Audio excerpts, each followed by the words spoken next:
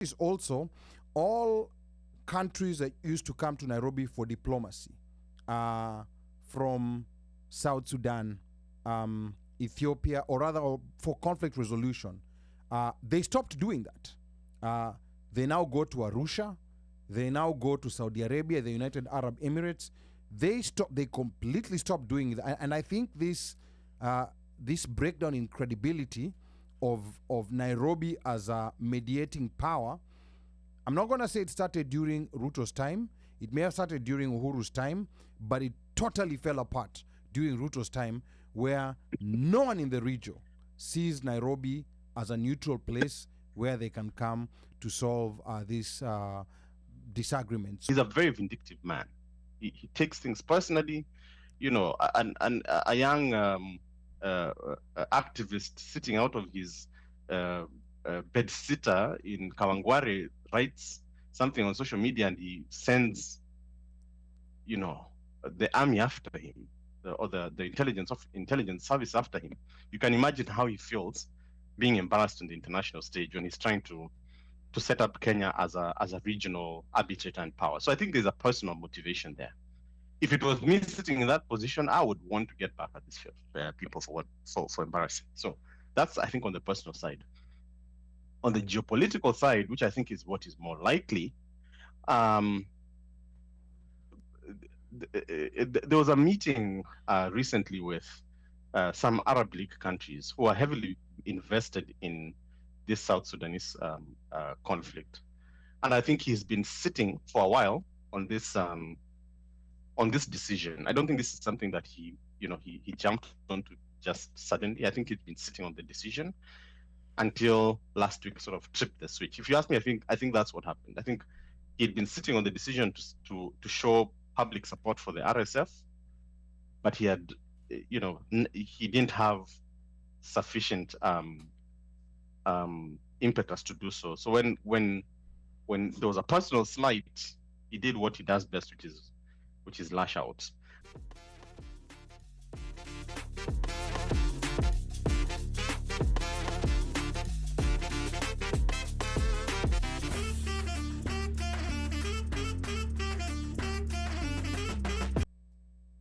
Why has Ruto, let me not even say the Kenyan government, because this is clearly a Ruto mission, why has he chosen to openly take sides?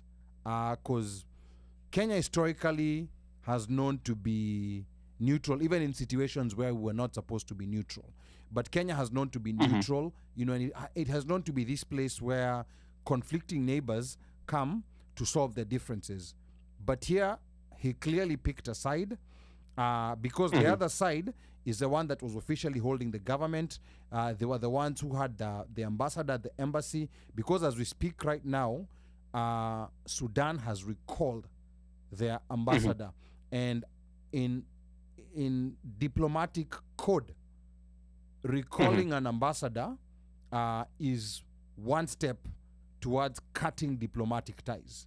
And cutting diplomatic ties is almost akin to declaring war.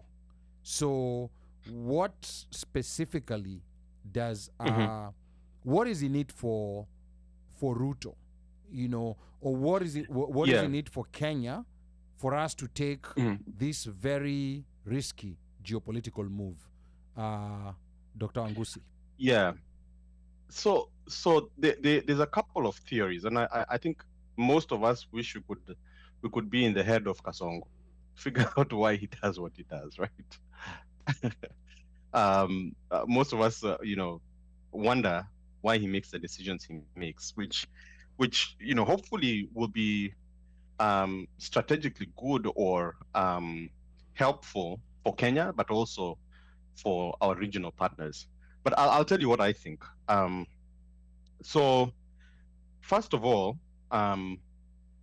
if we are to assume that he's doing this for personal reasons, then there's a couple, and I think there's two that are glaring for me. So the first is last week's election of the next chair of the African Union, he had staked politically a lot on that election. For him personally, Raila winning that election was very beneficial for him in terms of winning the trust and vote of Western Kenya and Nyanza. And the fact that regional blocks, the Sahel region, led by Sudan, I believe, and then the SADC mission, led by South Africa, disrupted that deliberately. Why? Because on the SADC side, they were unhappy that Kenya is not falling in line with their plans for Congo, and on the South Sudanese, on the Sahel side, the Arab African bloc, because Kenya has aligned itself to Israel. Those are the sort of what is said are the reasons why that happened. So he lost that vote because of those machinations, right? And it's becoming obvious that Sudan had a particular stake in that decision to alienate Kenya, because that's what we saw. From the perspective of the Kenyan government was who contributes a lot in peacekeeping in the region, in Sudan, in maintaining good relationships with SADC, with sending intervention forces in Congo, was embarrassed on the world stage. And for a statesman like Raila also to be trumped by a diplomat of no repute, there was a statement that was being made there. And we can't, in good faith, ignore that. So I think that's the first reason. The second reason, which is what Sudan is, if you listen to what the general, I think his name is Burhan, said, is that Ruto has a personal stake with Hemeti, which is typical when you're trying to attack the other side. Oh, the reason he's doing this is because he has gold deals with this person, and he should stop using our country as a staging point for his personal ambitions. I think it is plausible, but I think unlikely, because it's just a personal slight. If you listen carefully to the language that was coming out of Khartoum and the language that's coming out of Congo, they are saying that we will not speak to these people. They are calling their counterparty M23 in the Congo side, RSF in the Sudanese side. They're calling these people terrorists, dehumanizing them. And obviously, because there's this kind of rivalry. But when you start to do that, you're making the chances of peace remote. So I think those are some of the maybe personal reasons or political reasons he would be doing that, is to reassert himself. People say, and I've heard this, on the political arena in Kenya, he's a very vindictive man.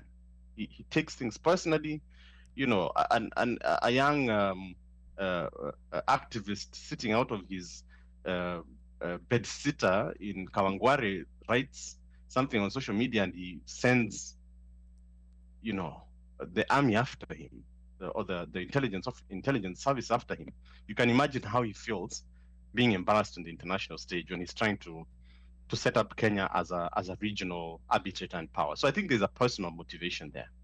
If it was me sitting in that position, I would want to get back at these people for embarrassing. So that's, I think, on the personal side. On the geopolitical side, which I think is what is more likely, there was a meeting recently with some Arab League countries who are heavily invested in this South Sudanese conflict, and I think he's been sitting for a while on this decision. I don't think this is something that he jumped onto just suddenly. I think he's been sitting on the decision until last week, sort of tripped the switch. If you ask me, I think that's what happened. I think he'd been sitting on the decision to show public support for the RSF, but he had, he didn't have sufficient impetus to do so. So when there was a personal slight, he did what he does best, which is lash out. I think that is what is happening. But But who knows? He might have a stake in a gold mine in Darfur. What do with Ruto? All right. Okay. A You lot to never unpack. knows. What do you make out of what Dr. Wangusi, has been saying in terms of the reasoning behind what many are calling a very dangerous geopolitical move? And I'm going to come to the comments. A lot of comments have been coming in on YouTube.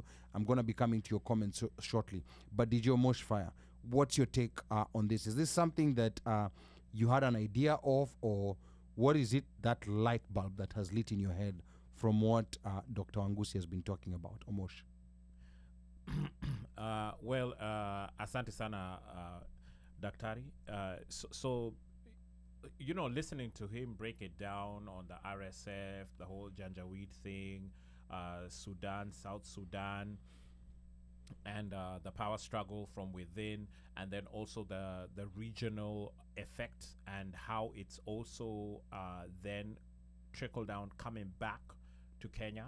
One thing for sure that has happened since, I think I would venture to say since independence, really, Kenya has always had that stable economy, stable country, other than the hiccup of 82, which and then the violence, or should I say the 07 post-election violence.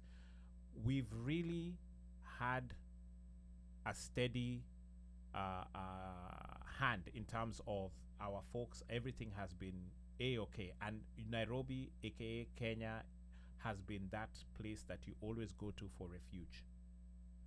With the government at hand now, Ruto taking a stance of holding hands with folks who you'd say are tainted. You could call them all sorts of different names, or there's a question mark behind them. And you have come out, unapologetically and shown your hand that you're in the camp of these guys. You've basically put Kenya in a spot where we are losing and or have lost, or should I say you're showing your arrogance and lack of caring as a fellow citizen of I was going to say East Africa, because we consider Sudan part of East Africa. So for me, this should have gone the diplomatic way, but it didn't. And now it's that one of nimekuja na kifua, and almost akin to that statement of munaniambia nini mimi ndio nimesoma kwani mnajua nini. It's I am the president, and it's as I say, not what is right, not what is humanitarianly right, and not what we have been known for, which is being diplomatic, doing things in a certain systematic way, and making sure that you can sit down, negotiate, have conversations. Because if there was to be anything, then he should have been saying, let me host RSF and these other chaps wakae chini pamoja, waonge. And have they can come and have a conversation in Nairobi. That did not happen. That didn't happen, yeah. You took one side, the whole... Lakini wamekataa. No, kama wamekataa, basi mbona unaingililia? Because you can't, ukiingililia na useme, I'm bringing these guys in, then it shows, and from the stance that you have made, it shows that you are wholeheartedly in this with these guys. So does it leave room for anybody else to have a conversation, even though umesema wamekataa? Kukataa, normally kuna zile watu wanasema, oh, we're not going to talk, we won't do this, but eventually at some point there's always conversation. So before we go back to Dr. Wangusi, I want to say something here. The kukataa kwao, them refusing, was for a reason, because even before these RSF rebels had been brought to Nairobi, there was clear indication that Ruto had already taken, because he had hosted Hemeti before, well before this time that they came to Nairobi. He had hosted him before. So he clearly showed that there's one side that he's talking to, because the way Nairobi has been doing diplomacy from before, they would of course acknowledge the government that's in power diplomatically, and we would not necessarily be known to host, because even when like South Sudan and the North were feuding before the split, there were emissaries that came from both sides. Garang would come to Nairobi, and emissaries also from the north would come to Nairobi. So here, he had already shown, because there was already also a lot of content that we could see about, like people in the north, people who are who are familiar with politics in the northern side, expressing that Kenya, or rather the Kenyan president, has already taken sides. So that's the reason why they refuse. And of course, there's other regional bodies that, like IGAD, that were able to handle this. And if you notice also, all countries that used to come to Nairobi for diplomacy, from South Sudan, Ethiopia, or rather for conflict resolution, they stopped doing that. They now go to Arusha. They now go to Saudi Arabia, the United Arab Emirates. They completely stopped doing it. And I think this breakdown in credibility of Nairobi as a mediating power, I'm not going to say it started during Ruto's time. It may have started during Uhuru's time, but it totally fell apart during Ruto's time, where no one in the region sees Nairobi as a neutral place where they can come to solve these disagreements.